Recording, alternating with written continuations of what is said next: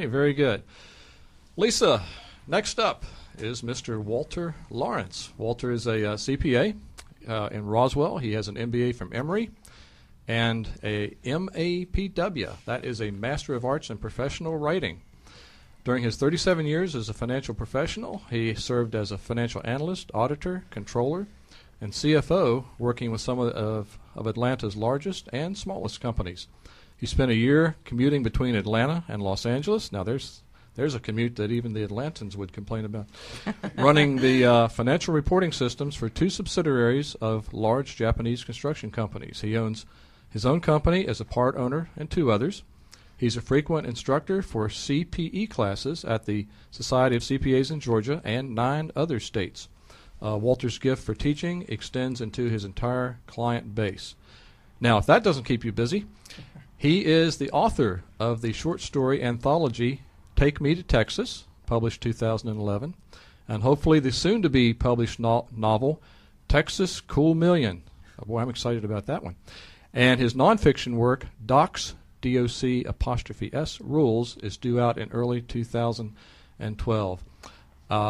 And Walter is a native Texan, hence, I guess, the mention of Texas in 2 of his books. Walter, welcome to EA Radio. Thank you so much for taking time to be here with us. Well, thank you for inviting me, Bernie. Tell us a little bit about the day job. I want to get to the books. The books are always exciting. But tell us about accounting, integration, and design, and how that works, and then connect the dots with the writing of the books as well. Well, it really started out when I was still living in Texas with my family. My father was a very successful veterinarian, and back in the 50s, that was a very cash-intensive business. And with that excess cash, he invested in and started up several business ventures. So I think at one time he had about 6 or 7 going, and so I would go with him from one business to another, and I saw how mom and pop, essentially, operations took place. Later on, when I was working in the Big 8 accounting firm here in Atlanta, I was in their small business practice, which by definition was closely held, family held, and also the construction-related industries. One of the things that we saw happen time after time with the emerging companies that came out was that when they reached a certain critical level, and back in the mid-'80s that was at about the $5 million range, they either had their act together and had the infrastructure to support the growth that the gazelles would need to do, or they became victims of their own success. There was just too much to do, and it spun out of control. And we had to clean up several of those situations. So what my enjoyment is finding the companies that are sort of in that sweet spot, just right at about the 2.0 level, and help them think through their reporting system. Turns out that studies have shown that there's only about 5% of the American population that can what they call tolerate accounting. That is, doing accounting day after day after day after day. You have to have a certain mindset to do that. In construction companies, it's easiest to see, particularly for the smaller ones. The accounting jobs are usually done by the lowest talented person, usually a family member, the wife, the daughter-in-law. Exactly. And it's just thrown off to them, whereas job costing is a very critical element of what they do. So you take that mindset, which in varying degrees permeates American business, and go to a much bigger company, and you still find that the information reporting and accounting work is usually the stepchild of the organization. Actually, when I was writing an article for a magazine locally here, the fellow's company did custom closets at high-end homes. And he looked across the table at me and he said, you know what's the difference between what you do professionally and what I do professionally? He said, it's the difference between being a hunter and a farmer. And I thought that was a very apt analogy, because true entrepreneurs, the spear chuckers, go out there and hunt the game. The camp followers, the people who maintain all the stuff, what we would call the backroom people, which includes the accountants, have a different mindset. They're both required, but too often the concentration, when somebody is said to be a visionary, they're talking about the hunting side and not the farming side. And what we do is help them, bring them back over across the river and say, please give some, some thought to what this is doing. And oh, by the way, we will look at what your inefficiencies are, because as they evolve, most of them are inefficient, particularly in the smaller entrepreneurial things. And they're very painful to do. That's why people don't like to do them. So we basically take the pain out of it. And with the technology that's available today, that's quite easy to do. So how do you start? I mean, you kind of predictably know what you're going to encounter as you go into the environment you have just described, where the financial discipline has yet to be installed, and perhaps the first professional quote unquote accountant or controller has yet to be hired. How do you? Is there a bit of a recipe, a menu for how you get started in moving that organization from sort of the lack of discipline into some pretty sound financial practices? Yeah, in the profession it's called fire eating, because you usually have to go out and put out the fires. And first you address the immediate needs. Obviously, you address the highest risk, which are the tax agencies, because they usually run afoul of that because their accounting systems, payroll systems, they'll skip tax payments, that kind of thing. So you cure that, and you basically step through and say, exactly how are you doing this? What is your system from beginning to end? Because any good accounting and reporting system is a closed loop, as I would see it. When they talk it through and put it down on paper, it is not a closed loop. It just kind of depends on people doing things that they forget to do. Well, now, Walter, so many small businesses have failed due to lack of accounting controls. What issues or what items should be tracked within a company without fail? What do you advise? Well, obviously the number one and the most critical thing is cash, because all arguments are settled in the bank statement. You can do what you want. If you're not billing people, which it is surprising how many people skip that step. Oh, I intended to bill it. Didn't we bill it? Somebody else was going to bill it. All right, where's your system about making sure that gets done? Billing is one thing, collecting is another. So then we go through, what is the full cash cycle, and who is responsible? In other words, as they would say in the construction industry, whose belly button am I going to push when this money doesn't come in? So we assign those things, we assign the tasks, and have the responsibilities, so that the owner remotely, while they're out doing what they do, can, with a phone call or with an iPad, keep track of here's where I am. The most useful, particularly to the smaller companies, is to have basically a daily, which is very easy to do now with the reporting systems of banks, a daily cash position, which says here's what I've got in the bank, here's what I've got in payables, here's what I've got in collectibles, here's what I expect of those collectibles to come in for a period of time, and then some follow-up mechanisms say, here's what I estimated was going to happen, here's what did happen, why the difference? And that's the key, why the difference, and what are we doing about it? And how long does it take us to find out that our expectations aren't being met? Because obviously the less capital you have, the more critical the turnover is, so you have to manage that more closely. Now, you mentioned the cell phones and the iPads. With all the new technology, does financial reporting still have to be labor intensive? Is there an easier way to do it, or there's a cheaper way to do it? One of the companies that one of my related companies deals with brings in international people and helps them get relocated. And I was having a dinner with one of the German nationals who works down here, just down Peachtree Street. And it turns out that their processing plant is just outside of Hanover, Germany. Their headquarters is here in Atlanta, but all their accounting is done in Bulgaria. Wow.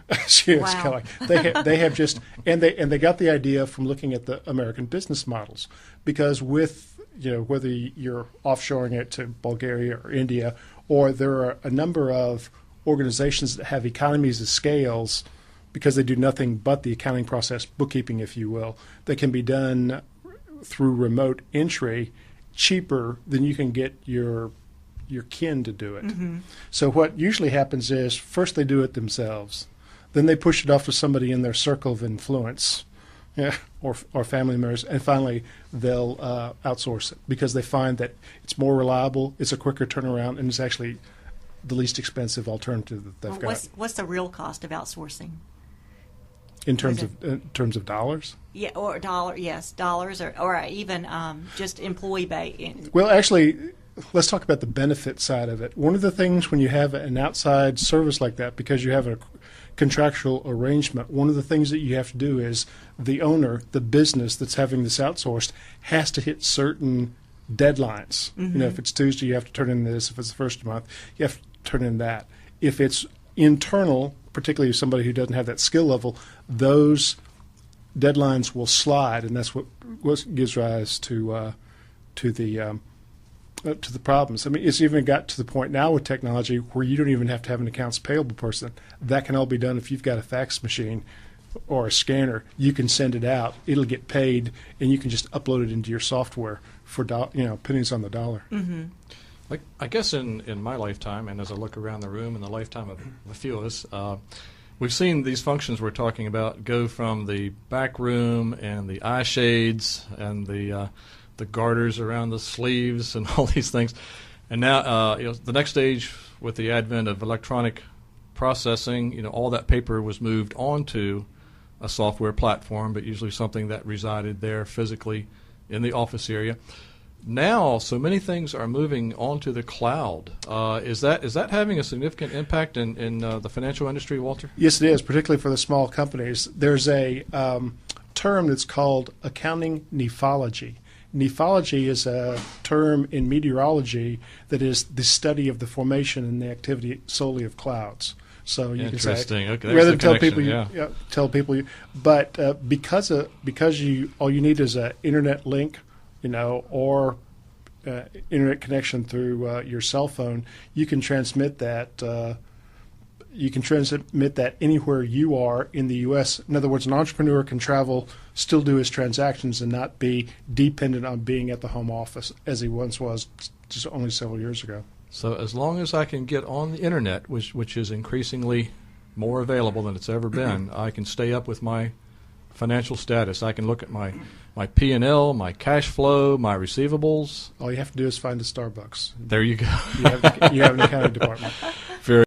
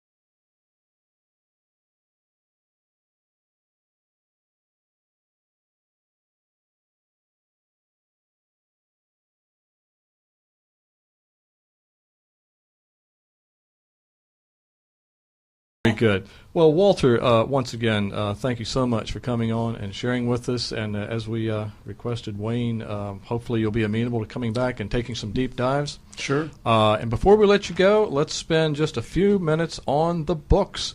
I don't necessarily, in Bernie Wolford's brain, connect the discipline of credits and debits and financial planning with the creativity of writing books. You obviously are one of these people that can do that. Tell us a little bit about the books you've done and those that are about to be published. The one that I would like to talk about is the one that's just coming out. It's called Take Me to Texas. It's the anthology, which is the subtitle is called Lone Star Stories of Love and Other Adventures. It's 12 short stories. Some are reminiscent of nostalgic. Some are coming of age, of some in business and that kind of thing. But they all touch Texas in some way because that's the discipline. You mentioned that you've seen through my marketing ploy of Texas being in the title of both of them, and that's because Texas sells. Texas has done a great job of branding itself. They brag that there are no 5 more powerful letters in the English language than TEXAS. I can hear the Texans I know shaking their heads and saying, yeah, we agree with that. Now, you have a fan page for these books, don't you? Yes, I do. They're both title specific, so they're both on Facebook, so it's facebook.com/take.me.to.texas. The novel, yet to be published, is same thing. It's facebook.com/texas.cool.million. And it's when it comes out, I'll tell you that story. Excellent.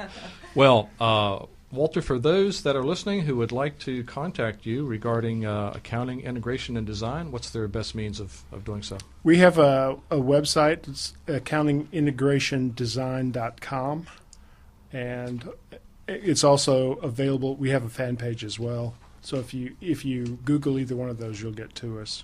Great. Excellent. Well, thank you so much. And once again, hopefully you can stay for another few minutes while we go to our third guest. Okay, Lisa, our next guest is Roy McCreary.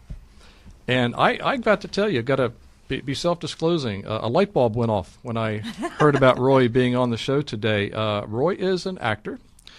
And it occurred to me that all of the things that I've learned about entrepreneurism and success and being an entrepreneur apply to an actor and perhaps his or her agent who have to create business, keep clients happy, market themselves, create a brand of themselves. It just occurred to me for the first time in my life that there may be no better model of a true, pure entrepreneur than an actor or actress who has to make all these things happen. I think you're right. So let me introduce Roy. You may not recognize the name, but there's a good chance you've seen Roy somewhere before. He's been a spokesperson for many of the top Fortune 500 corporations.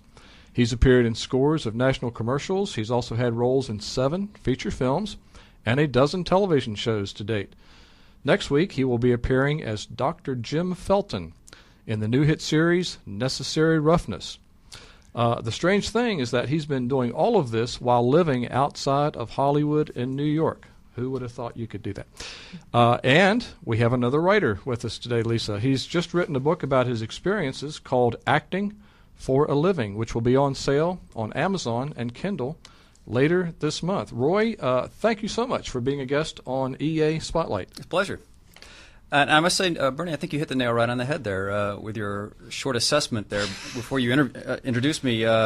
You're exactly right. I mean, I think that's kind of what the book sort of touches on, that acting is a business, first and foremost. And I think that's why I go into that in pretty big detail in my book, because I think that's what most actors honestly don't get about acting. They think of it more as an art form. But essentially it does translate very well into entrepreneurial skills and into business. So this would sound like the book, Acting for a Living, sounds like something that a person who seriously wants to make a living in this industry even if they have all the skills of being an actor or actress, there is that business side. Is that the target market you're going for? Yeah, absolutely. I mean, I think most people, well, I would say that I think acting might be the most misunderstood job in the world, to be perfectly honest. It also might be the most competitive job in the world, if you think about it. I mean, there are potentially millions and millions of people throughout the world that want to be an actor or are trying to be actors, but there's only a tiny fraction that actually are able to make a living at it. And I think a lot of the misunderstanding comes where most people think you need to be famous or you need to be a star in order to be successful. And we've all heard the term starving actor. Sure. And I think most of the world feels that you fall into one category or the other. You're a star or you're starving. Mm-hmm. But the truth is that's not the case.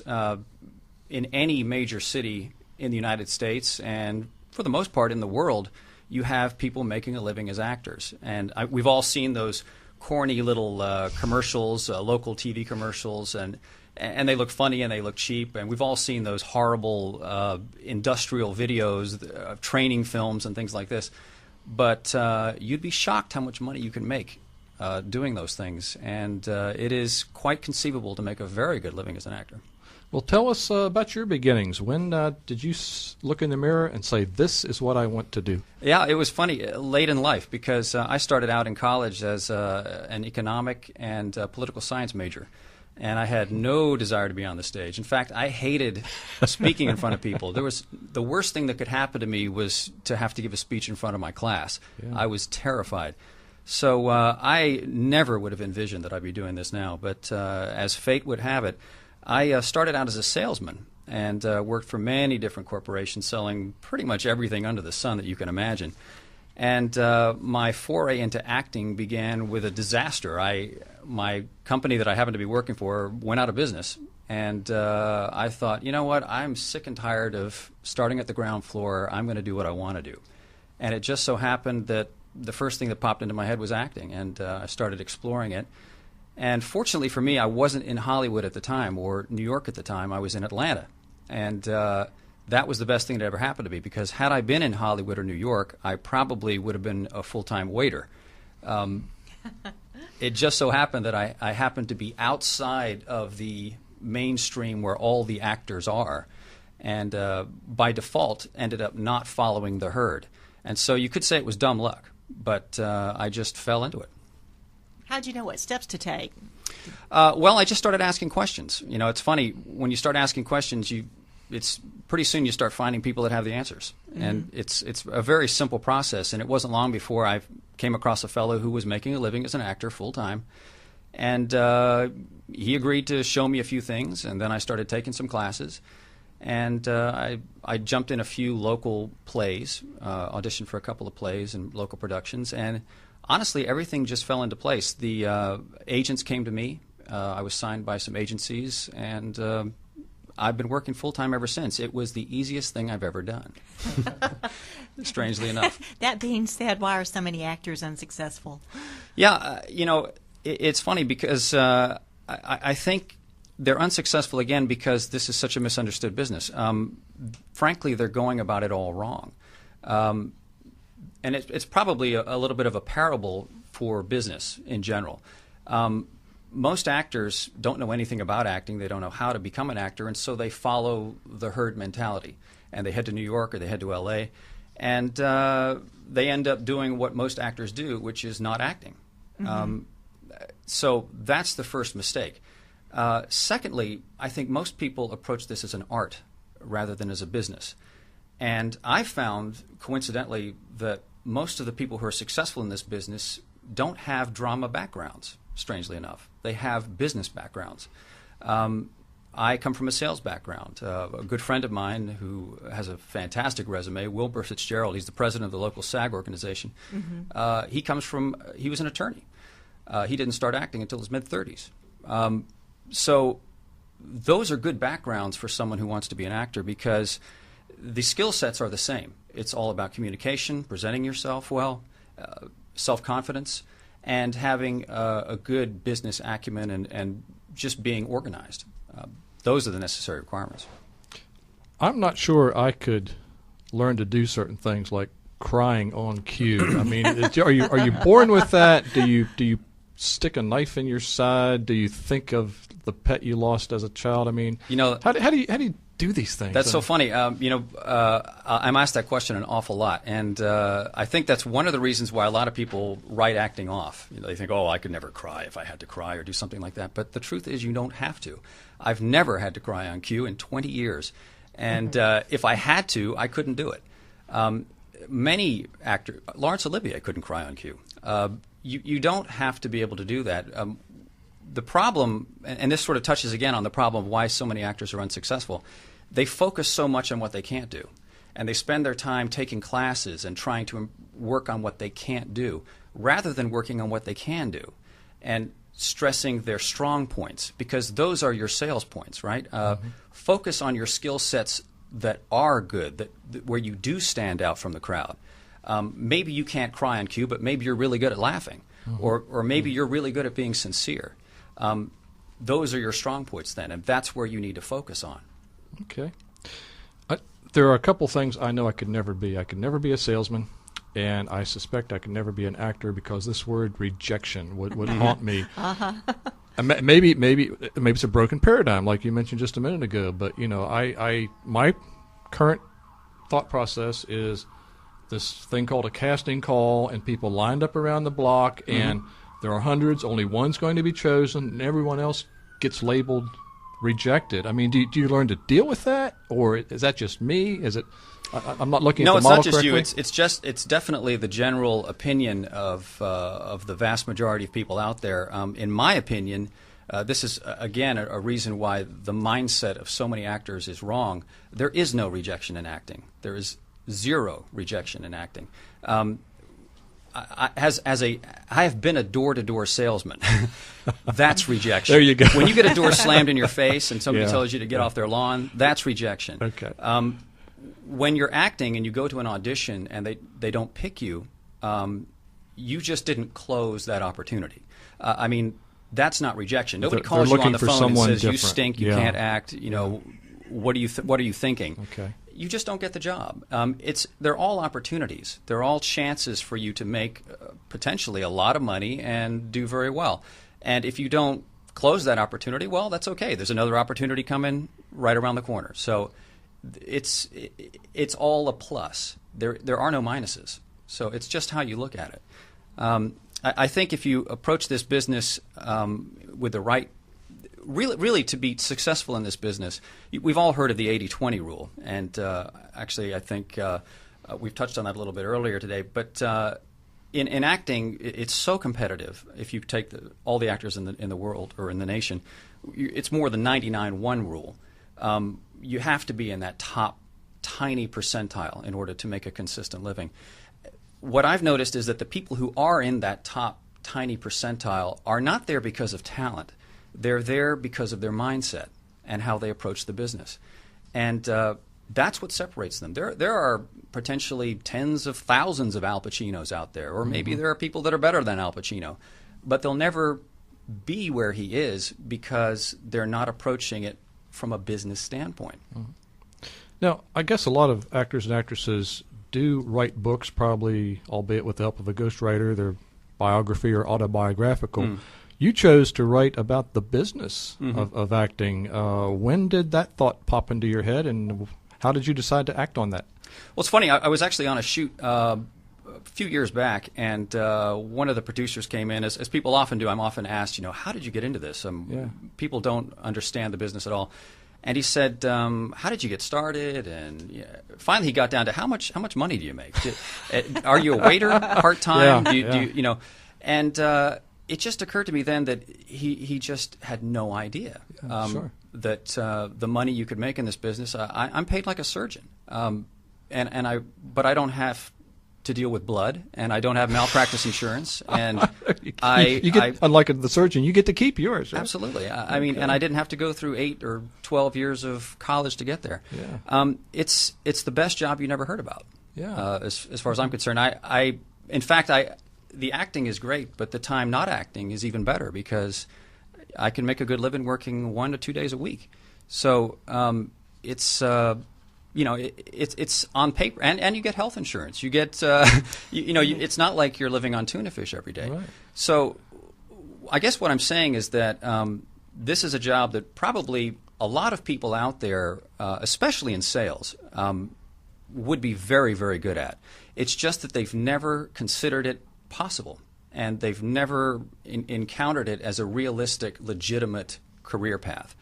I think many must be like me. My perception until today was that you're either working and doing very, very well, or you're not and not doing very, very well. That's right. It's black or white, hot or cold, and you've sort of opened my eyes that it can be something completely different than. Well, acting is a sales job. It really is sales. It's just that you're the product. Okay. You're not selling a car or a home. You're selling yourself. And if you're good at sales, then you're probably someone who's self-confident, who presents yourself well, who communicates well.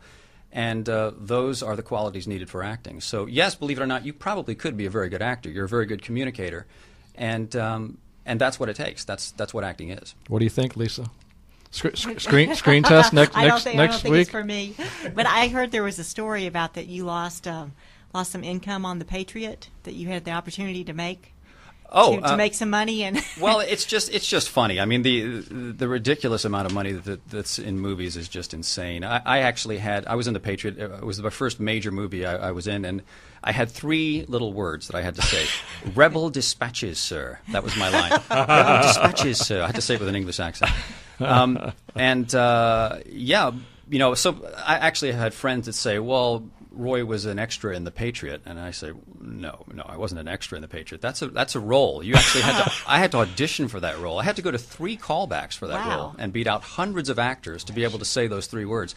But it was worth it because that ended up paying for my car. And had I appeared in, it could have been much better than that. Had I appeared in. I was supposed to be in the scene where where Mel Gibson runs and shoots all the people down, ambushes them.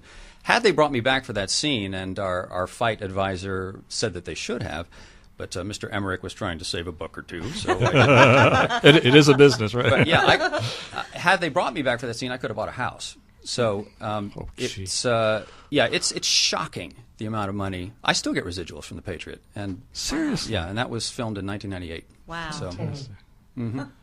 Well, Roy, as with our other 2 guests, Lisa, I wish we had so much more time to take deeper dives. But as we wrap with you, Roy, someone who's listening who wants to get in contact with you, particularly if they want to find and read your book, how would they best go about doing that? Well, the book's going to go on sale later this month on Amazon and Kindle. It's called Acting for a Living.